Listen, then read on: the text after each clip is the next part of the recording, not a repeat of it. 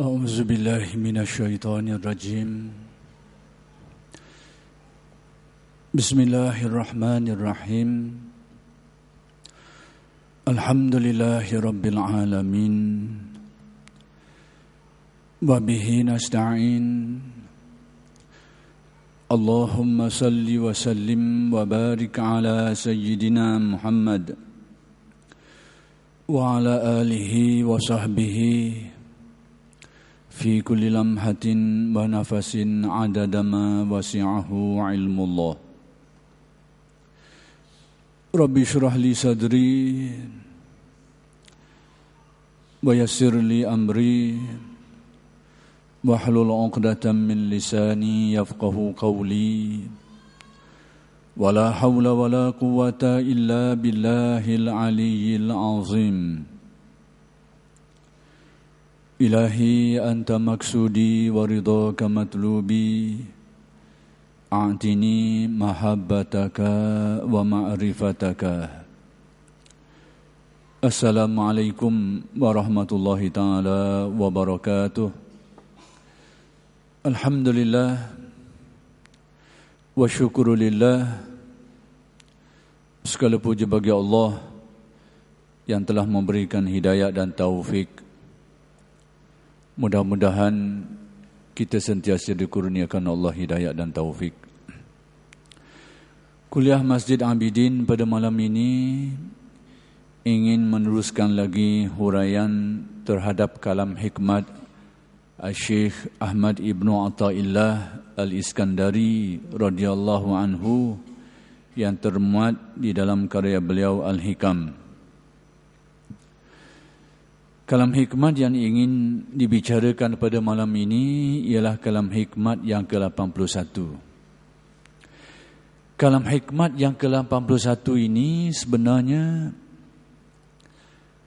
merupakan lanjutan dan ada kaitan dengan kalam hikmat yang sebelum itu.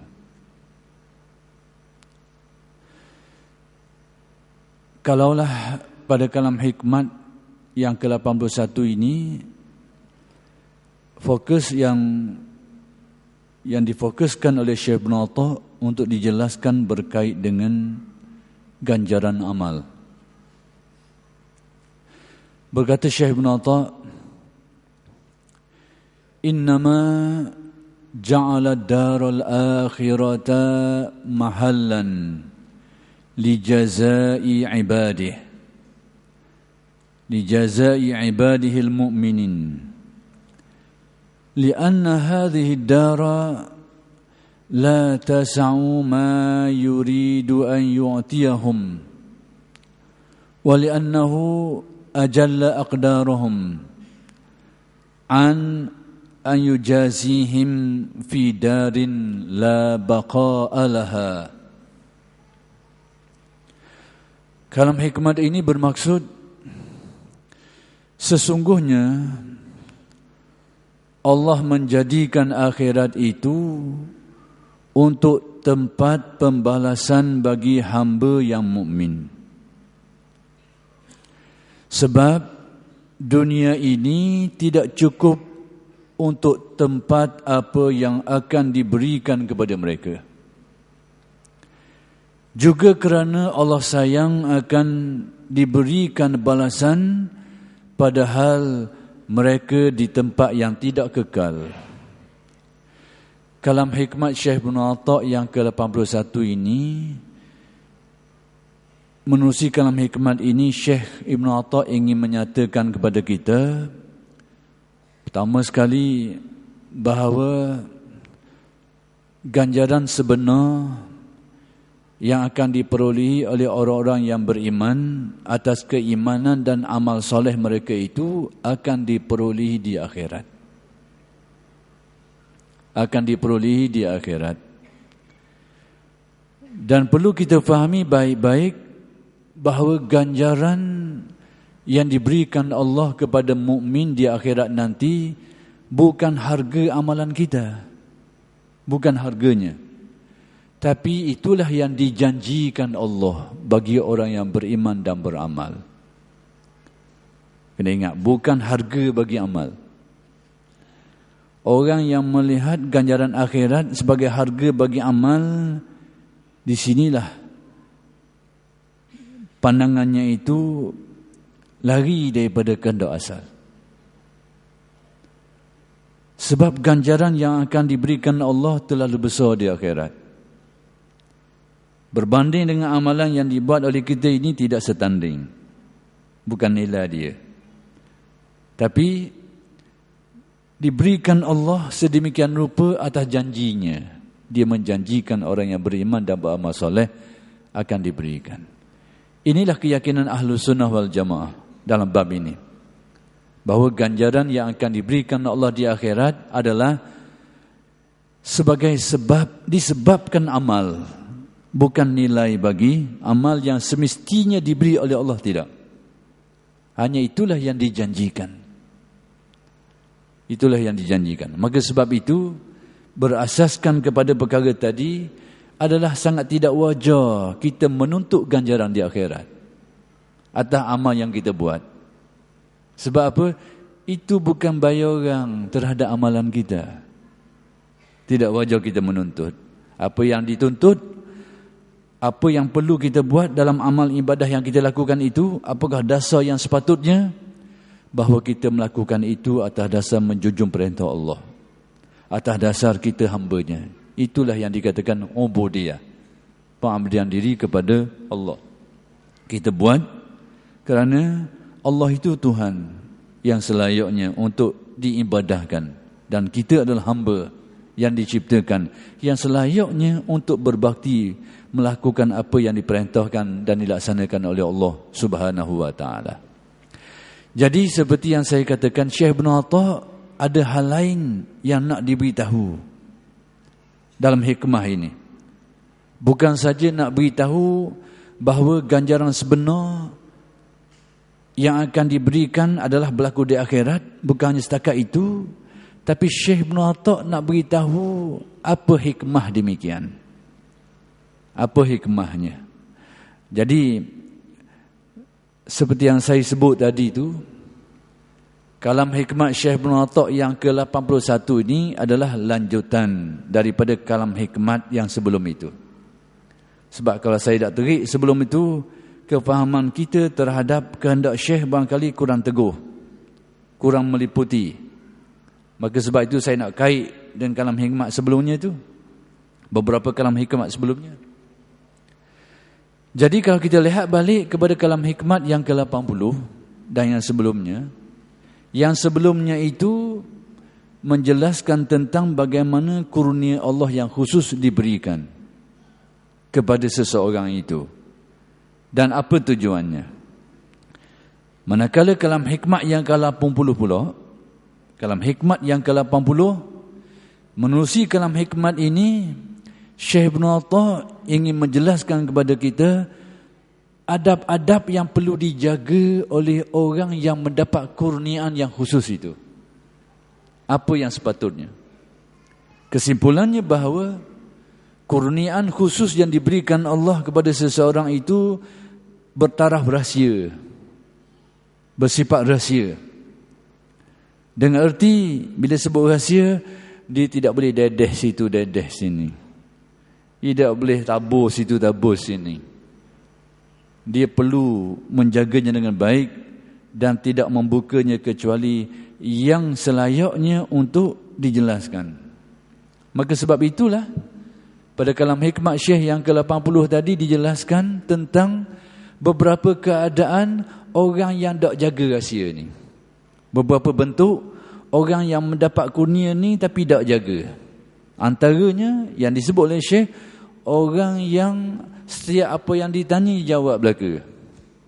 Jawab belaka hak tanya. Yang kedua, orang hak dia menjelaskan apa saja yang dia tahu. Sebut belaka, habis kitab ya lekong. Habis muka suratnya sebut. Kadang setengah tu tidak perlu pun. Tapi sebut habis. Berhabisnya sebut apa-apa yang dia tahu, habisnya curah. Ini tak kisah sama ada si pendengar itu layak memahami, mampu memahaminya atau tidak, tidak kisah. Yang ketiga, orang yang mengalami beberapa pengalaman kerohanian lalu menjelaskan kepada orang secara terbuka tanpa dia jaga, tanpa dia tengok keadaan dan orang yang macam mana, habis dia jelas belaka. Jawab habis hak orang tanya, khabar habis hak dia tahu, dan cerita habis hak dia saksikan itu pengalaman. Syekh kata dalam kalam hikmat tadi itu, Syekh nak beritahu bahawa itu alamat orang bodoh. Tapi sebenarnya yang tersirat di sebalik kenyataan Syekh itu nak beritahu orang ini tak erti jaga adab. Tak tahu adab dalam menjaga rahsia-rahsia yang Allah Ta'ala beri ke dia. Yang pemberian-pemberian Allah yang khusus dia tak tahu nak jaga.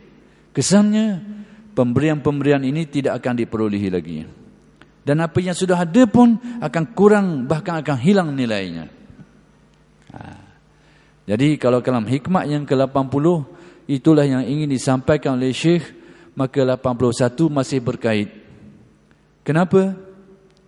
Kerana pemberian-pemberian Allah yang khusus tadi, sekalipun itu adalah pemberian Allah, seperti yang telah dinyatakan oleh di dalam kalam-kalam hikmat yang sebelum itu, tapi dia tetap ada kaitan dengan amal. Masih ada kaitan. Sekalipun ia bukan nilai bagi amal itu, tapi masih ada kaitannya, kaitan sababiyahnya. Dalam Al-Quran disebut jazaan bima kanu ya'malun. Sebagai ganjaran, sebagai balasan dengan sebab apa yang telah mereka lakukan itu. Bukan nilai bagi apa yang telah mereka lakukan. Hanya sebab saja. Jadi antara pemberian Allah yang khusus tadi dengan amalan manusia masih ada kaitan. Tapi bukan kaitan dalam bentuk itulah harganya. Dia adalah kaitan sebab yang dikaitkan. Maka dalam kalam hikmah yang ke-81 ni, Syekh Ibn Atta ingin menjelaskan kepada kita ganjaran sebenar yang akan diberi oleh Allah terhadap amal-amal yang dibuat sebagai janji dari Allah itu berlakunya di akhirat. Berlaku di akhirat. Tapi kenapa demikian? Itulah yang sebenarnya ingin dijelaskan oleh Syekh Ibn Atta dalam kalam hikmah ini. Apakah hikmah Allah Ta'ala jadikan ganjaran itu di akhirat? Tidak sekarang ini. Tidak di dunia. Dinyatakan dua hikmah.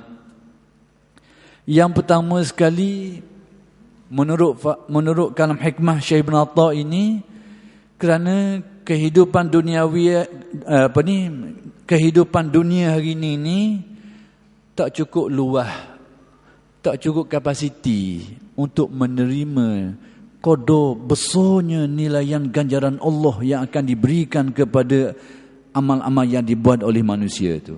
Tak padang. Maksudnya tak muat. Bahasa mudah kok, bila kita faham dunia ni tak muat. Tak cukup kapasiti nak tanggung pemberian Allah. Nak menggambarkan pemberian Allah itu terlalu besar. Sehingga dilihat dalam kacamata hikmah Syekh Ibn Atta bahawa dunia hari ni tak padang. Tak padang nak terima tu ganjaran yang terlalu besar yang dijanjikan Allah. Satu hikmah. Yang kedua, yakni hikmah yang kedua, nak menyatakan tentang betapa Allah Ta'ala ni memuliakan hambanya dan sayang kepada hambanya, sehingga tidak diberi ganjaran itu di tempat yang sifatnya akan binasa. Dengan erti akan diberi ganjaran itu di tempat yang akan kekal abadi. Yang kekal abadi. Di mana? Di syurga. Menurut faham Ahlus Sunnah wal Jamaah, syurga dan neraka itu kekal. Kekal dengan erti dikekalkan Allah. Inilah pegangan Ahlus Sunnah wal Jamaah. Walau bagaimanapun, dalam sejarah pemikiran umat ini ada juga sedua ulama yang memberi pandangan hak terbalik. Sehingga ada yang berpendapat syurga neraka itu tidak kekal, cuma lama. Mereka ini ahli syurga dan ahli neraka akan dibalas dengan balasan yang setimpal. Dan yang dikatakan kekal itu sebenarnya bukan makna kekal sungguh. Kekal dengan arti lama. Biar padang dengan balasan itu. Hak baik, baiklah. Hak jahat, jahatlah. Ada juga berpendapat sedemikian. Tapi jangan pakailah buah ni, buah karu. Pegangan Ahlus Sunnah kekal dengan nas Al-Quran, khalidina fiha abada. Kekal di dalam. Dengan dikekalkan Allah. Yang berpendapat demikian adalah Ibnu Qayyim, murid Ibnu Taimiyah, dan dikatakan itu juga antara pendapat Ibnu Taimiyah. Cuma yang jelas ditemui itu adalah pendapat Ibnu Qayyim. Tentang Ibnu Taimiyah saya tak dapat sumber yang kuat lagi lah. Tentang Ibnu Qayyim memang ada pendapat dia. Jangan pakailah pendapat tu. Saya kata dia bukan berarti saya nak challenge ulama, tidaklah. Tapi nak menyatakan bahawa petua ulama-ulama lain dari kelompok Ahlussunnah wal Jamaah tidak seperti itu. Berarti pakailah yang merupakan jumhur umat ini. As-Sawadul Azam, pegangan kelompok majoriti umat muslimin dari kalangan para ulama mereka yang salihin.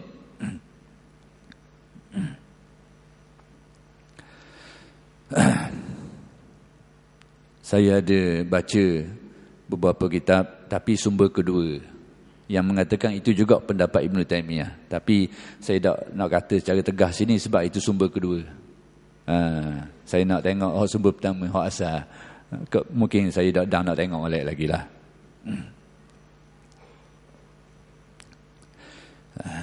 Jadi hikmah yang kedua menurut faham hikmah Syekh bin Atta, kenapa ganjaran amal akan diberikan Allah di akhirat? Kerana Allah Ta'ala sayang kepada kita ini dan nak memuliakan hamba-Nya. Maka akan diberi benda itu di tempat yang kekal. Tidak diberi di tempat yang akan hancur binasa dunia ini. Tak diberi sini. Itulah antara hikmah-hikmah yang dilihat oleh Syekh Ibn Atta di sebalik pemberian ganjaran amal terhadap amal-amal manusia itu diberikan di akhirat secara yang sempurna. Tidak berlaku di dunia ini. Kemudian yang mensyarahkan kalam hikmat ini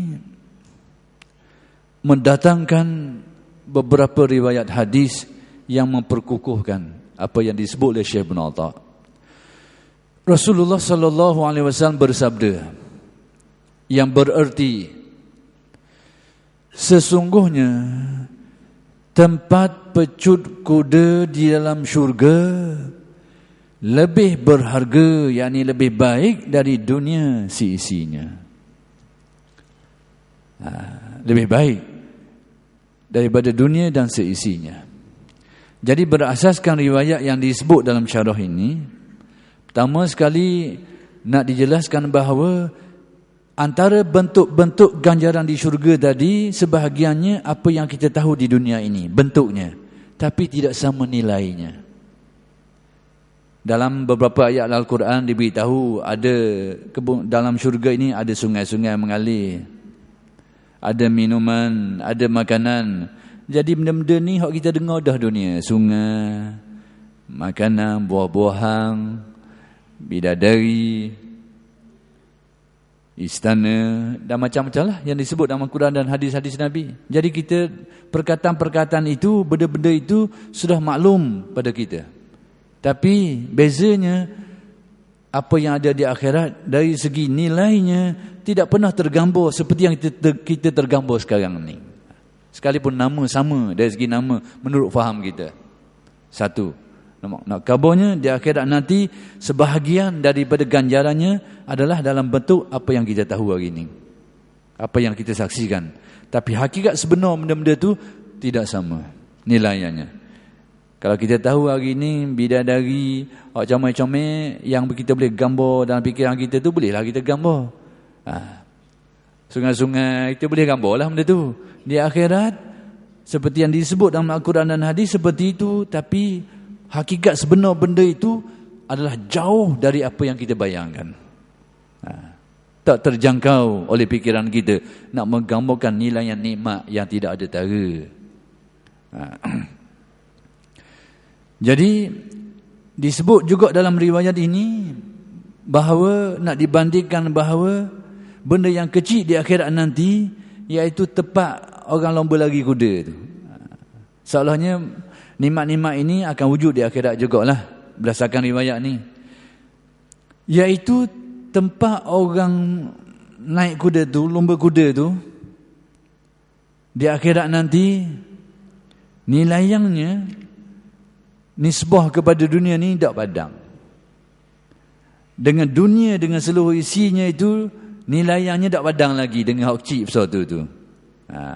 Jadi seolahnya yang mensyarahkan kalam hikmah ini, mendatangkan riwayat ini, nak memperkukuhkan kata Syekh bin Atha yang menyatakan hikmah Allah Ta'ala tak beri ganjaran terhadap apa-apa yang kita lakukan itu di dunia ini, diberi di akhirat nanti, kerana tak padang. Kapasiti dunia ni tak padang nak tapung kenikmatan tu. Jadi didatangkanlah riwayat tadi tu, bahawa tempat lomba kuda tu, tempat lari kuda tu di akhirat nanti dengan seluruh dunia ini tak padang lagi. Inilah yang dia. Kemudian Rasulullah sallallahu alaihi wasallam menceritakan apa yang diwahyukan oleh Allah Ta'ala dalam hadis yang kita sedia maklum, masyhur ini, yang juga memperkukuhkan apa yang disebut oleh Syekh bin Atha. Apa hadisnya? A'datu li'ibadiyas salihin ma la 'ainun ra'at wa la uzunun sami'at wa la khatara biqalbi bashar. Ada riwayat wala khatara ala qalbi bashar. Artinya, yakni maksud hadis ini, Allah berfirman, hadis ini hadis kursi, aku telah sediakan untuk hamba-Ku yang salihin. Jadi yang ini disediakan untuk hambanya yang saleh. Apa-apa yang belum pernah dilihat oleh mata, atau didengar oleh telinga, atau tergerak dalam hati manusia. Hadis ini menggambarkan kepada kita menerusi kalam Allah, hadis kursi ini. Allah beritahu kepada kita menerusi hadis ini bahawa bentuk nikmat, nilaian nikmat. Kalau bentuk-bentuk nikmat, sebahagiannya disebut dalam Al-Quran dan hadis seperti yang saya sebut tadi tu. Sekarang hadis ini nak menyatakan nilai nikmat tu. Dah kalau bidadari guana. Kalau sungai guana. Kalau istana guana. Hadis ini menyatakan nilai nikmat-nikmat tadi tu. Kalau dalam ayat Al-Quran dan hadis kita tahu bentuk-bentuk nikmat sebahagiannya, hadis ini menyatakan nilai nikmat. Lalu bagaimana? Aku sediakan untuk hamba-Ku yang soleh. Jadi pertama sekali nikmat itu hanya disediakan untuk hamba-hamba Allah yang soleh, tidak yang lain daripada mereka itu. Apa yang disediakan? Nikmat yang bentuknya tidak pernah dilihat, tidak pernah didengar, bahkan tidak pernah terlintas pun di hati. Jadi bila kita dengar tentang adanya bidadari, benda tu kita tahu dah guana-guana. Tapi hadis ini membayangkan bidadari yang macam mana, tak pernah tengok, tak pernah dengar, tak pernah terlintas pun. Berarti yang digambarkan itu adalah bukan bentuk nikmat, tapi qadar nilai yang nikmatnya, yang tidak ada tara, kenikmatan yang tidak tergambar, sehingga tak pernah tengok pun benda tu, tak pernah terdengar pun benda tu, tak pernah terlintas pun nilai yang nikmat yang tidak ada taranya di akhirat. Besar. Jadi beberapa riwayat yang disebutkan ini ternyata memperkukuhkan kalam hikmat Syekh bin Atha yang menyatakan bahawa antara hikmat Allah Subhanahu wa taala menjadikan ganjaran terhadap amal-amal yang dibuat oleh hamba-Nya di dunia ini, tidak di dunia ini tapi di akhirat. Antara hikmahnya kan dunia ini tak padang nak tapung. Besar doa lalu nikmat tu. Begitulah yang ingin disampaikan oleh Syekh bin Atha menerusi kalam hikmat yang ke-81. Artinya kalau kita dapat di dunia ini pun itu bukan ganjaran sebenar terhadap amalan kita. Mungkin sebahagiannya kita mendapat sesuatu pemberian Allah yang mungkin kita kait dengan amal kita. Kita diberi kesenangan, kemewahan, kebaikan. Mungkin kita ni berkat kita beramalan ni, berkat kita sebagai orang Muslim, sebagai mukmin. Kadang-kadang sudah menjadi buah mulut orang hikmah ni, sehingga saya dengar lah menjadi buah mulut orang. Dia kata kalau mana-mana negara yang atas bumi dia tu orang Islam ramai, dalam tu ada minyak lah. Sehingga disebut menjadi buah mulut orang. Mana-mana negara orang Islam duduk atas tu gali dalam tu ada minyak. Ini jadi di bawah mulut orang. Jadi ternyata pemberian-pemberian Allah ni berlaku di dunia. Kenikmatan dan sebagainya lah. Jadi benda-benda macam tadi ada kalanya dikaitkan dengan keimanan dan kesolehan orang-orang yang beramal. Cuma Syekh nak beritahu bahawa yang itu bukan ganjaran daripada amal. Ganjaran sebenarnya berlaku di akhirat. Jadi yang diberi dunia itu adalah sebahagian daripada pemberian Allah Subhanahu Wa Taala, bukan ganjaran yang dijanjikan untuk amal itu. Adapun kalam hikmat yang ke-82, kata Syekh Ibn Atha, man wajada samarata amalihi ajilan fahuwa dalilun ala wujudil qabul. Ini kesufian sikit lah. Maksudnya, sesiapa yang dapat merasakan buah dari amal ibadatnya di dunia ini, maka itu dapat dijadikan tanda diterimanya amal itu oleh Allah kelak. Sekarang Syekh Ibn Atha nak menjelaskan tentang alamat-alamat amalan-amalan yang kita buat itu diterima oleh Allah. Berarti ada kaitan dengan kalam hikmat sebelum ini. Kalam hikmat tadi menyatakan ganjaran yang sebenarnya berlaku di akhirat. Dan ganjaran itu tertaluk kepada penerimaan amal. Amal-amal yang diterima oleh Allah dijanjikan akan diganjari. Yang tidak diterima oleh Allah, maka tidak ada janji itu.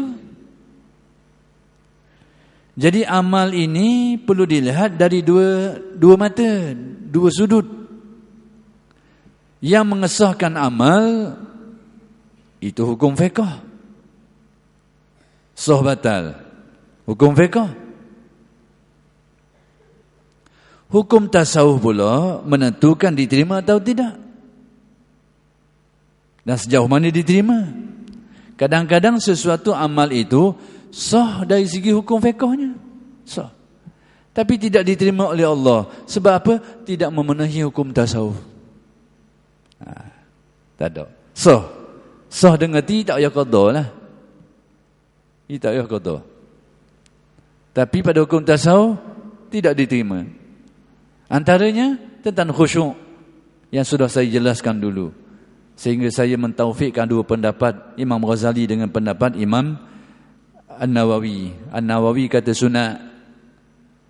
Sedangkan Imam Al-Ghazali mengatakan wajib dalam Ihya, baca bab tentang al-amal al-batinah fi salah tu. Baca dalam bab tu. Imam Ghazali tulis. Dan disyarah oleh Az-Zabidi dalam Ithafus Sadah Al-Muttaqin. Syarah bahawa pendapat Imam Ghazali dalam bab khusyuk ni wajib. Bukan sunat-sunat. Wajib. Bukalah kitab tu kalau tak percaya. Sebab ada orang tak percaya. Oh, kata ya dak buka. Kita khabar. Bab mana? Jadi sudah saya jelaskan juga, nak beri contoh tentang macam mana amal itu diterima, kadang-kadang sah tapi tidak diterima. Jadi bila dua ulama ni beri petua berlainan, sebenarnya petua berlainan kerana sudut yang berlainan. Padahal dua-dua ini merupakan mujtahid dua-dua ini merupakan mujtahid dalam mazhab Syafi'i. Bezanya Imam Ghazali dari segi masa hidup mendahului Imam Nawawi 100 tahun lebih. Dulu Imam Ghazali. Dan dari segi saya sebut dulu, dari segi keluasan keilmuan yang dikuasai, Ghazali lebih luas. Nawawi juga hebat, tidak kurang hebatnya. Ulama besar bertaraf, dua-dua mujtahid belaka. Tapi kenapa ni kata sunat, ni kata wajib. Imam Nawawi dalam kitab Majmu'-nya tu, sunat dia kata. Ternyata bahawa yang sunat itu dilihat dari segi fiqhnya. Dengan erti kalau andai kata orang sembahyang tidak khusyuk, sah dari segi fiqh. Bila sebut sah tu, tak payah qada. Tak payah qada, maksudnya gitu. Tapi Imam Ghazali kata wajib hukum tasawuf. Kalau mu tak ada khusyuk, amalanmu gini. Gini, sah, tak payah qada. Tapi begini bendanya. Tidak ada keikhlasannya, tidak ada khusyuknya. Itu maksud Imam Ghazali kata wajib pada hukum tasawuf. Itu maksud Imam Ghazali. Jadi ternyata dilihat dari aspek yang lain. Tapi kalau kita nak kira dalam perkiraan, andai kata dia nimbang, nak tengok gone, dua-dua tu kita anggap sudut yang berbeza lah. Tapi kalau nak tengok sebenar dalam masalah ni, kita nak utamakan hak mana? Dalam masalah nak utamakan ni, kita tengok masalah tu masalah benda. Masalah khusyuk ni masalah amalan tubuh badan ke amalan hati? Nak tengok keutamaannya. Tengok dulu. Khusyuk tu sendiri amalan benda. Amalan tangan, amalan peti, amalan kepala lutut, kan? Amalan hati. Al-a'mal. Sebab itu kena tengok jenis amal tu dulu, baru kita tahu hukum mana yang selaras dengan dia. Al-a'malul jawarih, apakah khusyuk ini amalan-amalan anggota yang melibatkan gerak badan? Bukan. Dia adalah a'malul qulub, amalan hati. Maka sudah tentu bila kita senaraikan khusyuk ni duduk tersenarai di bawah amalan hati, maka hukum yang paling dekat dengan dia hukum tasawuf. Bukan hukum fiqh, hukum tasawuf. Kena tengok.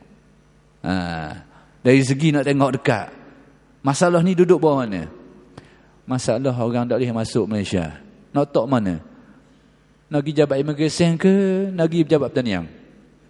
Pergi jabat mana? Visa tak ada. Nak selesai kat mana? Imigresen ke? Nung ke jabat pertanian nung. Bahasa mudahnya lah. Bahasa mudah.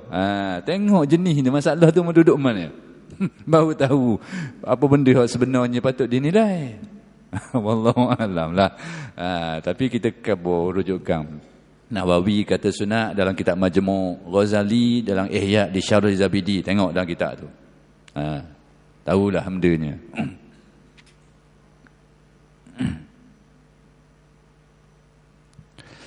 Jadi sekarang contohnya bahawa hukum fiqh cukup, sah dari segi fiqh, tapi hukum tasawuf tak ada, ikhlas tak ada, khusyuk tak ada. Ni bendanya. Ni bendanya. Tapi tidaklah dia kena qada sebab sudah sah pada hukum fiqh. Tu beza.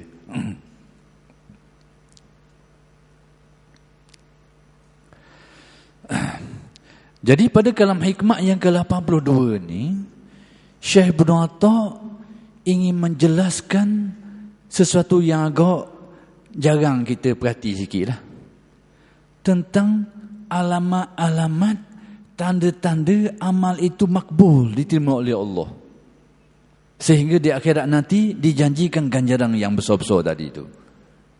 Nak tengok alamat. Ibarat kau kita ni, kita nak sampai ke tahap nak tahu alamat nak ujang. Tambah tunggu bagi ujang. Tunggu. Kita nak tengok mana nak bagi ujang ni.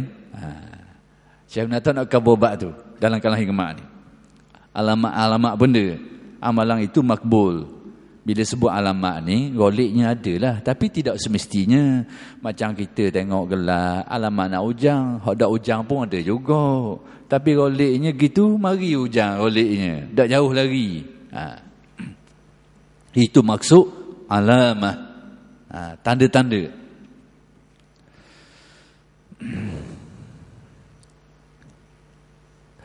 Baik. Kata yang mensyarahkan kalam hikmat ini, buah dari amal ibadat di dunia ini ialah merasakan lazat manisnya. Antara buah daripada amal, antara hasil daripada amal adalah merasai kelazatan amal itu. Itulah buah hasil amal di dunia ini.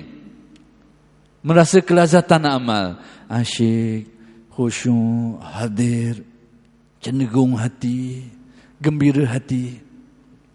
Tidakkah kita dengar Nabi, ketika Nabi nak suruh Bilal ni iqamah tu, apa kata Nabi? Arihna biha ya Bilal. Arihna biha ya Bilal. Nabi tak kata akimu, Nabi guna bahasa lain. Tapi maksud serupa. Maksudnya, bila qomat lah. Tapi Nabi tak khabar pasal itu. Nabi guna takbir yang lain. Arihna biha ya Bilal. Berarti ada benda yang nak diberitahu. Rehatkanlah kami dengan solat itu, wahai Bilal. Yang ni, Qomatlah solat tu, wahai Bilal. Yang mana dengan solat itulah kami akan memperoleh kerehatan, ketenangan yang tidak ada taranya. Apa maksudnya? Bahawa Nabi memperolehi kenikmatan yang luar biasa dalam ibadahnya. Itulah hasil yang dikatakan buah daripada amal. Maka di sini Syekh Ibn Atta' ingin menyatakan kepada kita bahawa pertama sekali amalan manusia ni ada buah dia, ada hasil di dunia ini. Dan sekiranya hasil itu tercapai di dunia, itulah alamat awal amal itu makbul. Alamat awal amalan itu makbul di sisi Allah. Jadi antara hasil bagi amal itu terasa kemanisan amal, terasa kelazatan amal. Bahawa itu antara tanda yang jelas amal itu insya-Allah bertaraf makbul, diterima oleh Allah, dan insya-Allah selaraslah dengan apa yang dijanjikan Allah, iaitu ganjaran yang besar di akhirat. Sehingga terasa sebagai nikmat yang tidak ada bandingan. Bahkan kelazatan itu sampai ke tahap dirasakan itulah nikmat yang tidak ada tandingannya.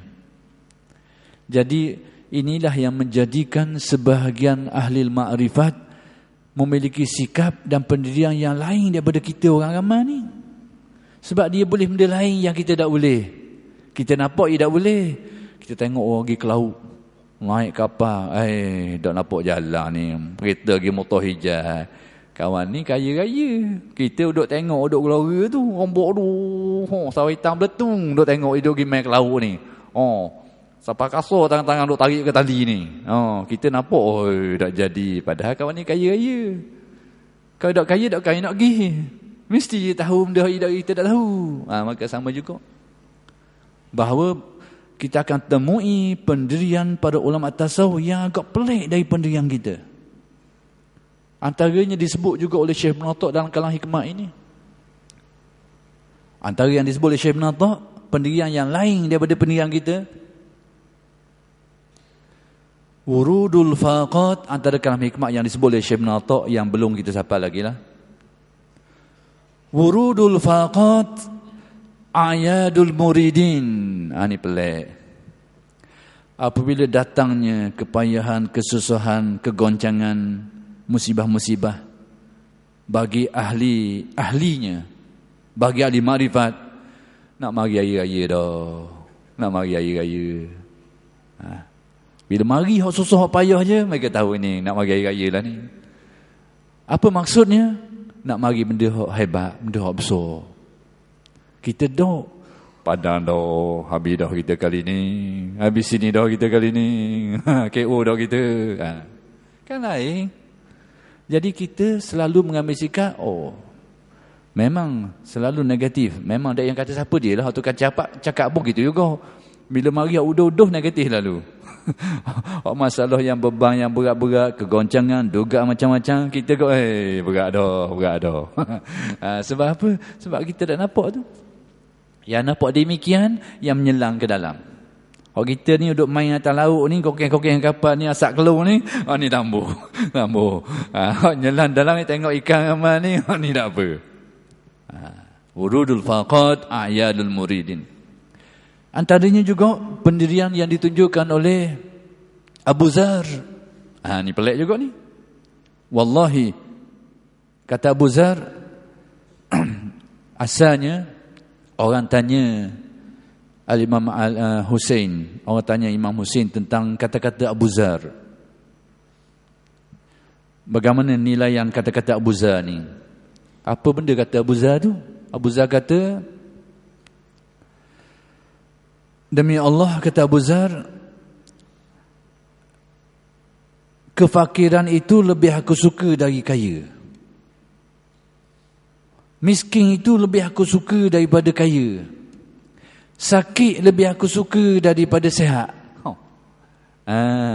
Kan pelik. Jadi kita bila kita dengar orang cakap gini, ada dua kemungkinan. Orang ni orang gila ataupun orang arif. Dua boleh jadi belaka. Orang gila pun ya. Kalau orang gila pun kata gitu, sakit lebih sedap lagi. Miskin mungkin ya gila, tapi mungkin dia arif. Mungkin arif. Si arif ni kenapa pula? Kalau si gila memang otak tak ada lah. Tapi kalau dia seorang arif, kenapa dia berkata demikian? Miskin lebih aku suka daripada kaya. Susah lebih aku suka daripada senang. Sakit lebih aku suka daripada sihat. Sebab apa? Pada orang ahli ma'rifat ini, dalam keadaan-keadaan tadilah mereka mendapat nikmat rohani yang luar biasa. Pada waktu mereka berada dalam sakit, mereka mendapat nikmat rohani dalam hubungan mereka dengan Allah, menajak mereka dengan Allah. Yang kita nak rasa benda tu. Sebab tu dia kata aku lebih suka situ. Sebab ada benda sedap pada dia lah. Nikmat yang pada kita tak nak gambar nikmat tu. Sebab kita tengok orang lain. Maka demikianlah kita boleh melihat bahawa ganjaran-ganjaran amal tadi tu, Syekh Ibn Atta' ingin menjelaskan bahawa, dan insya-Allah huraian yang lebih detail tentang perkara ini akan disambung pada kuliah-kuliah yang akan datang. Aku lu qauli hadza wa astaghfirullahal azim li wa lakum. Assalamualaikum warahmatullahi taala wabarakatuh.